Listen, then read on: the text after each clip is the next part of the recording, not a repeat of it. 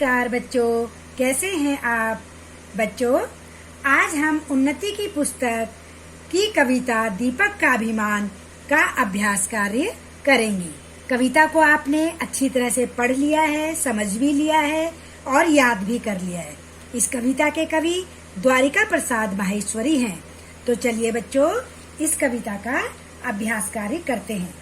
पहला है मौखिक प्रश्न। इस कविता के कवि का नाम बताओ। आपको पता है कि कविता के कवि का नाम द्वारिका प्रसाद माहेश्वरी है। नेक्स्ट है सूर्य का प्रकाश आपको कब मिलता है। सभी को पता है सूर्य का प्रकाश हमें दिन में मिलता है। इस कविता में किसके अभिमान की बात कही गई है। बच्चों, आपको पता है कि दीपक को ही अपने ऊपर अभिमान हुआ था, तो इसलिए दीपक के अभिमान की बात कही गई है। ये थे मौखिक प्रश्न जो कि आपने सिर्फ समझने थे। अब हैं लिखित प्रश्न। इनको आपने अपनी नोटबुक में सुंदर सुंदर राइटिंग में एक एक लाइन छोड़कर करना है। पहला प्रश्न है, दीपक अपने आप को सूर्य और चंद्रमा से भी अधिक महान क्यों समझने लगा। बच्चों, आपको पता है दीपक अपने आप को सूर्य और चंद्रमा से अधिक महान इसलिए समझने लगा क्योंकि वे दोनों घर के भीतर के अंधेरे को दूर नहीं कर सकते, जबकि दीपक कर सकता था। नेक्स्ट है, तेज आंधी और तूफान किसका प्रकाश नहीं बुझा पाते हैं। बच्चों, तेज आंधी और तूफान सूर्य और चंद्रमा का प्रकाश नहीं बुझा पाते हैं। आपने देखा है दिन में इतनी तेज आंधी आती है, क्या वो सूर्य को बुझा पाती है? नहीं बुझा पाती, क्योंकि सूर्य तो चमकता रहता है। और यदि रात को आंधी आती है तो क्या वो चंद्रमा को, उसके प्रकाश को बुझा पाते हैं? नहीं बुझा पाता। चंद्रमा का प्रकाश तो आता ही रहता है। नेक्स्ट है, दीपक का सिर नीचा क्यों हो गया। हवा के हल्के झोंके से बुझ जाने पर दीपक का सिर नीचे हो गया। बच्चों, इस कविता से आपको क्या शिक्षा मिलती है। इस कविता से हमें यह शिक्षा मिलती है कि हमें कभी भी घमंड नहीं करना चाहिए। अब सही उत्तर पर निशान लगाना है। अभिमान किसे हो गया था? सबको पता है कि दीपक को हो गया था। नेक्स्ट है, दीपक सिर ऊंचा कर देख रहा था। किसको देख रहा था? आकाश को देख रहा था। अगला है, कविता के आधार पर बताइए बुरा परिणाम होता है किसका? अहंकार का होता है। अगला है, निम्नलिखित पंक्तियों का अर्थ स्पष्ट करो। तो बच्चों देखिए, अहंकार की आंखों से वह देख रहा था सृष्टि का मतलब संसार को। तो बच्चों, आपको पता है दीपक अपने आप को सूर्य और चंद्रमा से बड़ा मानकर घमंड से पूरे संसार को देख रहा था। अगला है, अहंकार का सदा जगत में होता दुष्परिणाम। दुष्परिणाम मतलब बुरा परिणाम। बच्चों, इसका मतलब है घमंड का दुनिया में हमेशा बुरा परिणाम होता है। जिसने भी अहंकार किया वह एक न एक दिन नष्ट हो गया। जैसे आप रावण के विषय में जानते हैं कि रावण को अपने ऊपर कितना घमंड था, है ना, अपनी सोने की लंका पर कितना घमंड था, और एंड में उसकी सोने की लंका भी जल गई और उसका भी बुरा परिणाम हुआ। तो इसलिए हमें कभी भी घमंड नहीं करना चाहिए। नेक्स्ट है, करो बिना अभिमान तुम्हें जो कुछ करना हो काम। बच्चों, इसका मतलब है तुम्हें जो भी काम करना हो उन्हें बिना घमंड किए हुए पूरा करो। ठीक है। अगला है भाषा की बातें। इसमें आपने पर्यायवाची शब्द लिखकर वाक्य को पूरा करना है। बच्चों, पर्यायवाची को समानार्थी भी बोलते हैं। जैसे रवि है तो रवि का पर्यायवाची क्या होता है? सूरज। सूरज दिन में निकलता है। अगला है, हर डैश नई आशा के साथ आता है। दिवस का क्या होता है पर्यायवाची? दिन। ठीक है, तो दिन आ जाएगा इसमें। अगला है, नीले डैश में काले छाए हैं। आकाश को क्या बोलते हैं? आसमान। बादल को क्या बोलते हैं? मेघ। ठीक है, तो अगला है, सुकर्म का डैश तो करके देखो। कोशिश को क्या बोलते हैं?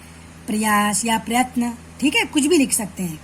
अगला है, सही अर्थ वाले विलोम शब्द पर गोला लगाओ। विलोम मतलब विपरीतार्थक। तो दुष्परिणाम का विलोम क्या होगा? सुपरिणाम। अगला है, अंधियारा। अंधियारा का विलोम क्या होगा? उजियारा। अंधियारा मतलब अंधेरा, उजियारा मतलब उजाला। प्रकाश का विलोम क्या होगा? अंधकार। महान का विलोम क्या होगा? नीच, है ना। प्रश्न 3 है, दिए गए शब्द से अन्य शब्द बनाइए। तो बच्चों जीव है, अब आपका जो भी आप शब्द बनाओगे उसमें जीव आना चाहिए, जैसे जीवन, सजीव, निर्जीव। इसी तरह से जो आप शब्द बनाओगे उसमें मान आना चाहिए, सम्मान, अपमान, सम्मानित, ठीक है। ऐसे ही साहस का क्या बनेगा, साहसी, दुस्साहस, ठीक है। अगला है प्रश्न 4, कोष्टक में दिए गए शब्द के समानार्थी शब्द से रिक्त स्थान भरिए।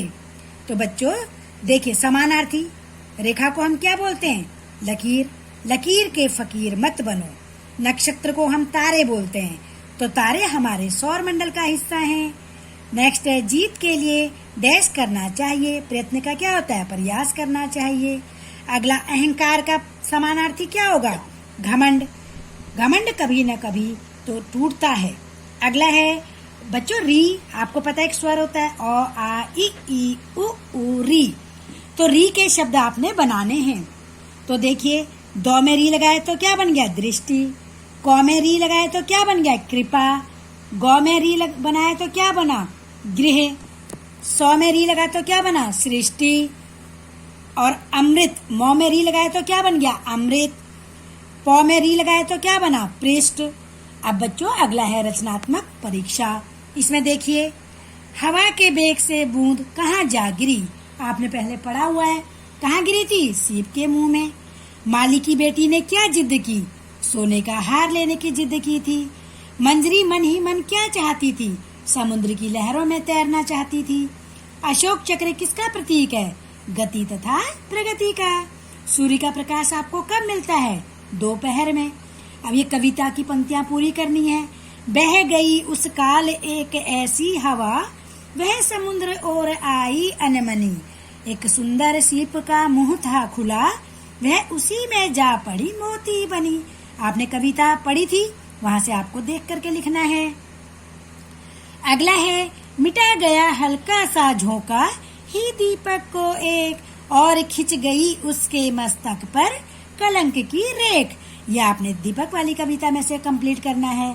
अगला, पर्यायवाची शब्द लिखने हैं। तो बादल को हम क्या क्या बोल सकते हैं, मेघ बोल सकते हैं, घन बोल सकते हैं। अगला, समुद्र को हम क्या बोल सकते हैं, सागर बोल सकते हैं, सिंधु बोल सकते हैं। हवा को हम क्या बोल सकते हैं, पवन बोल सकते हैं, वायु बोल सकते हैं। पत्थर को हम पाषाण बोल सकते हैं, शिला बोल सकते हैं। अब बच्चों अगला है भाववाचक संज्ञा बनाओ। शांत से क्या बनेगा, शांति। दयालु से क्या बनेगा, दया। प्यारा का क्या बनेगा, प्यार। परिश्रमी का क्या बनेगा, परिश्रम। तो बच्चों ये मैंने आपको करा दिया है। इसमें से आप अपनी नोटबुक में ये जो प्रश्न नंबर 2 है लिखित, वो आपने अपनी नोटबुक में करना है और इसके शब्दार्थ लिखने हैं और सारा कार्य अपनी बुक में पूरा करेंगे। चलिए बच्चों, अब आप अपना काम पूरा करिए।